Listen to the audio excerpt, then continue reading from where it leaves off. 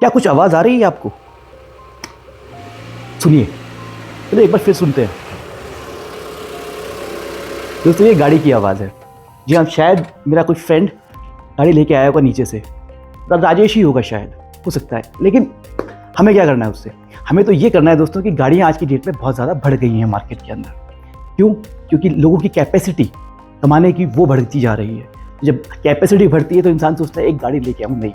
तो ऐसे हमारे शहर के अंदर गाड़ियाँ बढ़ती जा रही है कंटिन्यू बेसिस के ऊपर। तो जब गाड़ियाँ बढ़ती है तो क्या होता है? गाड़ियाँ बढ़ती है तो उसके साथ में पॉल्यूशन भी बढ़ता है।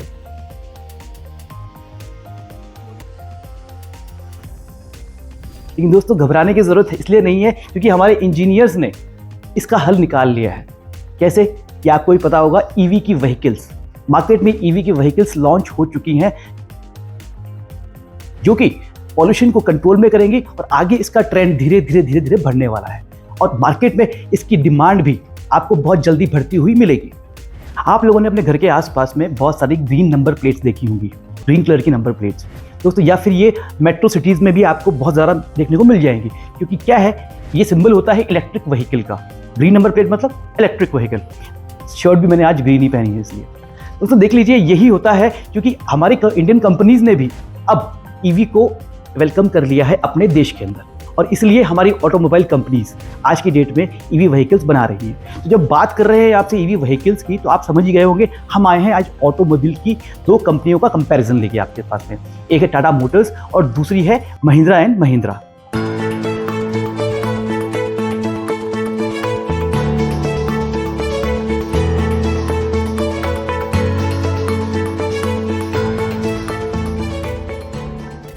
इस वीडियो में हम दोनों कंपनीज के मार्केट शेयर को स्टडी करेंगे, उनके सेगमेंट्स को स्टडी करेंगे, उनके प्रोडक्ट्स को स्टडी करेंगे, उनके फिनेंसेस को स्टडी करेंगे और उसके बाद में उनके मैनेजमेंट को भी स्टडी करने वाले हैं। तो शुरू करते हैं मार्केट शेयर से। तो मार्केट शेयर क्या होता है? मार्केट शेयर होता है किसी भी कंपनी का उस पर्टिकुलर सेगमेंट में, यानी कि उस पर्टिकुलर ऑटोमोबाइल सेक्टर के अंदर डिमांड कितनी है, डिमांड के हिसाब से उस कंपनी का मार्केट शेयर डिसाइड होता है। तो मार्केट शेयर से पता लगता है कि टाटा मोटर्स को ज़्यादा लोग पसंद कर रहे हैं या फिर महिंद्रा एंड महिंद्रा को ज़्यादा पसंद कर रहे हैं। दोस्तों टाटा मोटर्स का शेयर 2021 में वो था 8.27%, वो बढ़ के 2022 के अंदर हो गया 12.15%।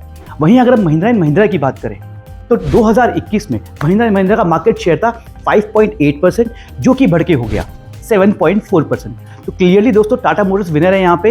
लेकिन क्योंकि टाटा मोटर्स का जो मार्केट शेयर बढ़ा है 21 से 22 में, वो बढ़ा है 3.8% और वहीं महिंद्रा एंड महिंद्रा का बढ़ा है ओनली 1.6%। ये मार्केट शेयर दोस्तों पैसेंजर व्हीकल्स का। वहीं अगर हम इलेक्ट्रिक व्हीकल्स की बात करें तो हर जगह टाटा ही टाटा है, क्योंकि अभी तक महिंद्रा एंड महिंद्रा ने इलेक्ट्रिक व्हीकल्स को लॉन्च किया ही नहीं है दोस्तों। क्योंकि 87% जो टाटा मोटर्स का है वो बहुत इंपॉर्टेंट फिगर हो जाता है। अब अगर बात करें हम कमर्शियल व्हीकल्स की, तो कमर्शियल व्हीकल्स में भी टाटा मोटर्स दोस्तों लीड कर रहा है। टाटा मोटर्स का जहां शेयर 2021 में 42.4% था, वो बढ़ के हो चुका है 44.9%। वहीं अगर हम बात करें महिंद्रा एंड महिंद्रा की, तो यहाँ थोड़ा सा महिंद्रा एंड महिंद्रा ने अपना शेयर लूज किया है। 27.5% जो कि 2021 में था, वो घट के हो गया है 25.1%। भले ही दोस्तों हम बात कर रहे हो टाटा मोटर्स की और महिंद्रा एंड महिंद्रा की, लेकिन मैं आपको बता दूं कि दोनों कंपनियां मार्केट की टॉप मोस्ट कंपनियां नहीं हैं ऑटोमोबाइल सेक्टर में। इससे पहले भी दो कंपनीज आती हैं, पहली है मारुति और दूसरी आती है इसके बाद में हुंडई। लेकिन दोस्तों अगर हम बात करेंगे ना टाटा मोटर्स की और महिंद्रा एंड महिंद्रा की, तो इन्हें वहाँ तक पहुँचने में, यानी कि मारुति के लेवल पर पहुँचने में पता नहीं कितने साल लग जाए। लेकिन मैं आपको बता दूं, सेकंड पोजीशन पे तो टाटा मोटर्स ऑलरेडी पहुंच चुका है, क्योंकि टाटा मोटर्स ने ऑलरेडी हुंडई को टेक ओवर करके सेकंड पोजीशन पे हासिल कर चुका है। दोस्तों दोनों ही कंपनीज का बेस्ट सेलिंग सेगमेंट है वो है एसयूवीज। आपने अपने आसपास देखी होगी आजकल एसयूवीज का क्रेज बहुत बढ़ गया है इंस्टेड ऑफ कार्स। तो टाटा मोटर्स यहाँ भी लीड कर रहा है।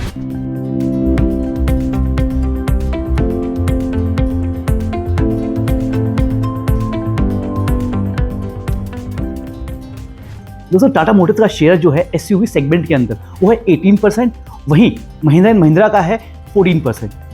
दोस्तों ये तो हो गया इनके पूरे प्रोडक्ट पोर्टफोलियो का एक सेगमेंट। लेकिन दोस्तों हम देखते हैं कि इनके इन कंपनीज के पास में अपना प्रोडक्ट पोर्टफोलियो में क्या क्या डाइवर्सिफिकेशन हैं।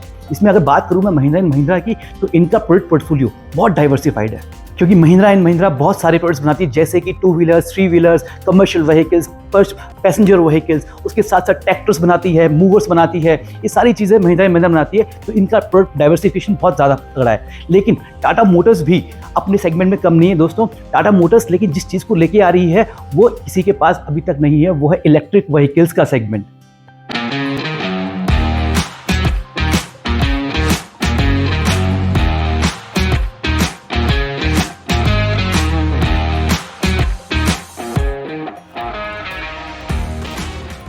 दोस्तों जैसे जैसे लोग अवेयर हो रहे हैं एनवायरनमेंट को लेके कि एनवायरनमेंट फ्रेंडली हमें चीज़ें यूज़ करनी चाहिए, तो उसके लिए दोस्तों ईवी का एक इंट्रोडक्शन बहुत इंपॉर्टेंट हो जाता है, क्योंकि टाटा के पास बहुत ज़रूरी है।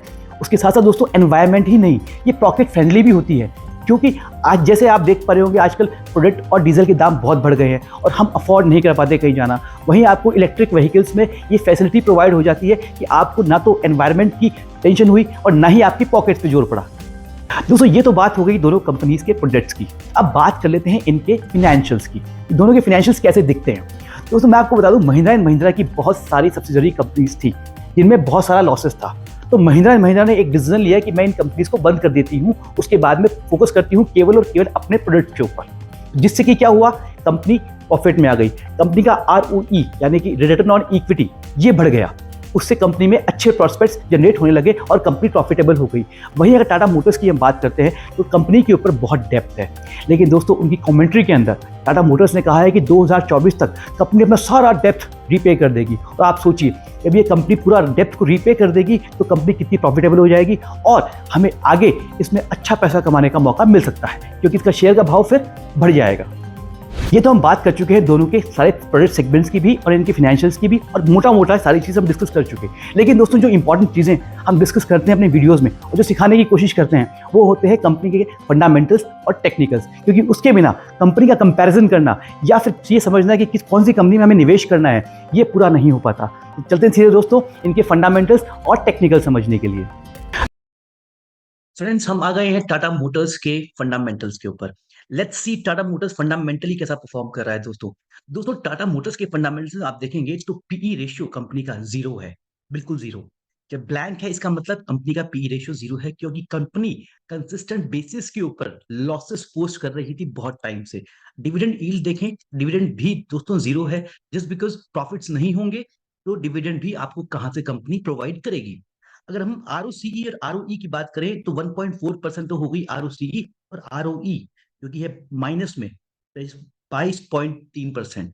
ये हो गया ROCE और ROE टाटा मोटर्स के। दोस्तों टेक्निकल्स में जब जाते हैं उससे पहले हम फंडामेंटल्स में जो बातें करते हैं उसके अंदर हम देखते हैं कि हमें और क्या देखना होता है, हमें देखते हैं फंडामेंटल्स। क्या टाटा मोटर्स आगे फंडामेंटली स्ट्रांग होती जा रही है। दोस्तों ये हम देखेंगे इनके रिजल्ट्स में कि रिसेंटली टाटा मोटर्स ने कैसे रिजल्ट्स पोस्ट किए हैं। दोस्तों आप पहले देखिए कि सेल्स कंसिस्टेंट बेसिस पे सितंबर 2021 से बढ़ती चली जा रही है, और दिसंबर में तो इसने ऑल ओवर बहुत अच्छी सेल की है 88,000 करोड़ की। That means what, that means revenues company के इंक्रीज होते जा रहे हैं। तो दोस्तों जब रेवेन्यूज इंक्रीज होते हैं तो मार्जिन में भी फर्क पड़ जाता है ऑटोमेटिकली, क्योंकि ऑपरेटिंग कॉस्ट जो होती है वो कम हो जाती है। तो वैसे ही आप देखेंगे यहाँ पे कंपनी ने जिसके ऑपरेटिंग प्रॉफिट मार्जिन है वो उसमें बढ़ोतरी हुई है, क्योंकि इसने अपने प्रॉफिट्स को बढ़ाया है। वहीं हम बात करें ओवरऑल नेट प्रॉफिट की, तो नेट प्रॉफिट जहां दोस्तों माइनस में आ रहे थे, कंसिस्टेंट बेसिस पे देख रहे होंगे आप, वहां कंपनी ने इस क्वार्टर में, दिसंबर क्वार्टर में 3,000 करोड़ के प्रॉफिट्स को जनरेट किया है। That means what, that means company का पीई इवेंचुअली इंप्रूव होने वाला है आने वाले टाइम के अंदर। तो इसलिए हमें टाटा मोटर्स को अगले नजर से देखना है कि ईवी के अंदर जब टाटा मोटर्स आ चुका है एग्रेसिवली, तो उसमें क्या होगा, उसमें ये होगा कि ये बाकी प्लेयर से ऊपर निकल जाएगा। देखिए दोस्तों ईयर ऑन ईयर भी कंपनी कंसिस्टेंट बेसिस के ऊपर लॉसेस ही पोस्ट कर रही है। ये देखिए ईयर ऑन ईयर 28,000 करोड़ का, उसके बाद में ये हो गया 2020 का, ये हो गया 2022 का। तो ईयर ऑन ईयर कंपनी ने लॉसेस पोस्ट किए हैं, लेकिन इस बार क्या होगा, इस बार कंपनी न्यूट्रल पे निकलने वाली है 2023 के इसके अंदर। अब हम देख लेते हैं प्रमोटर्स कैसा परफॉर्म कर रहे हैं। प्रमोटर्स ने अपनी स्टेक को मार्केट में बढ़ाया है, ये घटाया है। वो एक बहुत इंपॉर्टेंट प्लेटफॉर्म होता है जहां हमें देखना होता है। दोस्तों देखेंगे आप कि मार्च 2021 से दिसंबर 2020 के अंदर प्रमोटर्स का जो स्टेक था 42% था। उसके बाद में वो बढ़ के हो गया 46% और 46.4%। प्रमोटर्स ने अपनी कंपनी के अंदर स्टेक को बढ़ाया, that means they have got confidence in their own stock. तो ये हो गए दोस्तों टाटा मोटर्स के फंडामेंटल्स। अब जब हम फंडामेंटल स्टडी करते हैं दोस्तों, तो टेक्निकली भी एक बार स्टॉक को स्टडी करना जरूरी हो जाता है। तो दोस्तों चलते हैं टाटा मोटर्स के टेक्निकल्स के ऊपर। दोस्तों टेक्निकल्स में हमने टाटा मोटर्स का मंथली चार्ट लगा लिया है, मंथली चार्ट। मंथली चार्ट में हमें ब्रॉडर पिक्चर देखने को मिलती है कि लॉन्ग टर्म इन्वेस्टिंग जब हम करते हैं तो हमें टाटा मोटर्स के लॉन्ग टर्म चार्ट को देख रहे हैं मंथली व्यू में। मंथली व्यू में देख रहे होंगे आप, ऊपर से एक ट्रेंड लाइन आ रही है, ऊपर से एक ये लाइन आ रही है। इस लाइन को हमने लगाया हुआ है कि बार बार टाटा मोटर्स इस यहीं से आके वापस फॉल बैक करता है। और फॉल बैक कहां तक करता है दोस्तों? फॉल बैक करता है अपनी 20 मंथ की मूविंग एवरेज से। ये देखिए, ये 20 मंथ्स की मूविंग एवरेज है जो कि ये रिस्पेक्ट कर रही है बार बार। और आप अभी भी आज की डेट में भी टाटा मोटर्स 20 मंथ की मूविंग एवरेज को सस्टेन किया हुआ है। तो जब ये यहां से निकलेगा दोस्तों, तो एक बड़ा मूव हमें देखने को मिलेगा। इसे हम फ्लैग पैटर्न भी बोलते हैं। ये फ्लैग हो गया और ये ब्रेकआउट हो गया। ये जब फ्लैग पैटर्न का ब्रेकआउट आता है दोस्तों, बहुत तगड़ा वाला आता है। इसलिए मैं आपको कह रहा हूं कि स्टॉक पे नजर जरूर बना के रखिएगा। फंडामेंटली तो स्ट्रॉन्ग स्टॉक होता ही जा रहा है, टेक्निकली भी स्टॉक में बहुत दम दिखाई दे रहा है। इसके अलावा अगर हम इसको वीकली बेसिस पे और मंथली बेसिस डेली बेसिस पे देखें, तो वीकली वीकली में भी देखो दोस्तों, वही वही लाइन आ रही है जो हम लगा के गए थे मंथली बेसिस के ऊपर। और वही स्टॉक एक नैरो रेंज के अंदर कंसोलिडेट कर रहा है, जो कि रेंज आती है दोस्तों 375 से लेके, और ये वाली लाइन, ये वाली रेंज है 450 के अराउंड। यहाँ पे स्टॉक कंटिन्यू बेसिस के ऊपर कर रहा है कंसोलिडेट। उसके बाद जब यहाँ से ब्रेकआउट होगा, तो वीकली बेसिस के ऊपर भी आपको देखने को मिल जाएगा। अब डेली बेसिस के ऊपर कहाँ खड़ा है स्टॉक? डेली बेसिस के ऊपर भी वही हमारी लंबी वाली ट्रेंड लाइन आ रही है। जब ये स्टॉक यहाँ से निकलेगा तो आपको अच्छा मूव देके जाएगा। नीचे में ये सपोर्ट जो लगा रहा है 375 का, इसे हमें नजर में रखना चाहिए। उसके अलावा दोस्तों आप देखते हैं महिंद्रा महिंद्रा के फंडामेंटल्स को। देखिए दोस्तों, महिंद्रा महिंद्रा के फंडामेंटल स्टार्टिंग से ठीक थे, क्योंकि कंपनी कंसिस्टेंट बेसिस पे प्रॉफिट्स को पोस्ट कर रही थी। वहीं देखिए, इसलिए कंपनी का पी ऑलरेडी 16.1 है, which is very much comfortable. उसके अलावा आरओसीई देखें कंपनी की, तो वो भी 11.3 है। और आरओई कंपनी की, that is return on equity, that is also 14.2%। उसको कंपनी जब प्रॉफिट में होती है तो डिविडेंड भी पोस्ट करती है, तो कंपनी का डिविडेंड भी बहुत अच्छा कंपनी प्रोवाइड करती है, 1.01%। ये तो हो गई कंपनी के बेसिक फंडामेंटल्स। उसके बाद में हम देखते हैं कंपनी के रिजल्ट्स। कंपनी रिजल्ट्स कैसे पोस्ट कर रही है year on quarter on quarter basis के ऊपर। देखिए दोस्तों, कंपनी ने जून 2021 से दिसंबर 2022 तक रेवेन्यूज में इंक्रीज किया है। ये देखिए, ऑपरेटिंग प्रॉफिट मार्जिन भी कंसिस्टेंट बेसिस पे के हैं। 17% is a good operating profit margin which A company can have. उसके अलावा अगर प्रॉफिट्स की बात करें, तो प्रॉफिट्स को नेट प्रॉफिट भी कंपनी के कंटिन्यू बेसिस पे बढ़ते ही जा रहे हैं। ये देखिए आप, ये हो गई कंपनी के बैलेंस शीट जो हम देखते हैं नॉर्मल वे में। अब देखते हैं प्रमोटर्स का क्या हाल है, प्रमोटर्स क्या कर रहे हैं पर्टिकुलरली अपनी कंपनी के अंदर। दोस्तों प्रमोटर्स का हम देखें तो प्रमोटर्स ने अपने स्टेक को ऑलमोस्ट न्यूट्रलाइज किया हुआ है। जहां थे वहीं पे हैं, और वहीं ही कंटिन्यू बेसिस के ऊपर अपनी स्टेक को इतना रखा हुआ है। F I I D I S की बात करें अपन, तो एफ आई आईज ने रिसेंटली ये देखिए अपना स्टेक को बढ़ाया है महिंद्रा एंड महिंद्रा के अंदर। That means promoters have got interest in this company as well, and FIIs का भी इंटरेस्ट इस कंपनी में एज इट इज इंटैक्ट है। फ्रेंड्स देख लेते हैं महिंद्रा एंड महिंद्रा के टेक्निकल्स को। दोस्तों महिंद्रा एंड महिंद्रा टेक्निकल्स आप देखेंगे अगर, तो 200 डे मूविंग एवरेज, जो कि ये लाइन आ रही है, आप देख पा रहे होंगे यहाँ पे रेड वाली लाइन, ये 200 डे मूविंग एवरेज के नीचे काम करवा रहा है। क्योंकि दोस्तों पहले ही महिंद्रा एंड महिंद्रा ऑलरेडी एक बहुत अच्छी रैली मार्केट में कर चुका है। तो एक बार मार्केट में कंसोलिडेशन जरूरी होता है, इसलिए ये एक बार के लिए नीचे आया है। और उसके बाद में यहाँ कुछ जगह काम करवा के उसके बाद महिंद्रा एंड महिंद्रा एक बार आगे ऊपर जाने के लिए तैयार हो जाएगा। लेकिन जब तक ये 20 डे मूविंग एवरेज को और 200 डे मूविंग एवरेज को तोड़ के ऊपर काम करवाना चालू नहीं करता, तब तक हमें इसमें एंट्री नहीं बनानी है। टेक्निकली हमें ये महिंद्रा एंड महिंद्रा ये चीज बता रहा है। दोस्तों आई होप आप दोनों को ये दोनों के फंडामेंटल्स और टेक्निकल्स समझ में आ गए होंगे।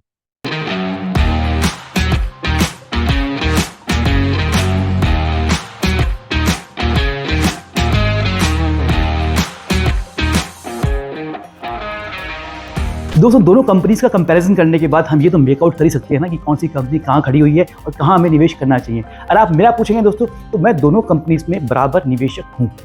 दोनों में क्यों दोस्तों? क्योंकि महिंद्रा एंड महिंद्रा तो ऑलरेडी अच्छा परफॉर्म कर ही रही है, लेकिन टाटा मोटर्स के प्रोस्पेक्ट्स भी बहुत अच्छे बन के आ रहे हैं, ताकि क्योंकि वो कंपनी धीरे धीरे डेट फ्री की तरफ जा रही है और अच्छे प्रोडक्ट्स को मार्केट में लॉन्च कर रही है। दोस्तों टाटा मोटर्स बहुत ही अच्छे वैल्यूएशंस पे आज अवेलेबल है आपको, क्योंकि ये जैसे ही डेप्थ रीपे करेगा 1 साल के अंदर, वैसे ही ये कंपनी का भाव आपको 1000-2000 में मिल जाए तो कोई बड़ी बात नहीं है। लेकिन Mahindra and Mahindra already out perform कर रही है। तो दोस्तों आप लोगों को आज का ये वीडियो, दोनों का कंपैरिजन वाला वीडियो ऑटोमोबाइल सेक्टर का पसंद आया हो। पसंद आया तो दोस्तों एक लाइक, शेयर और सब्सक्राइब जरूर करके जाइएगा, ताकि आपको आगे की लर्निंग हम ऐसे ही प्रोवाइड करवाते रहे। Because as you always say, learning is earning, so happy learning.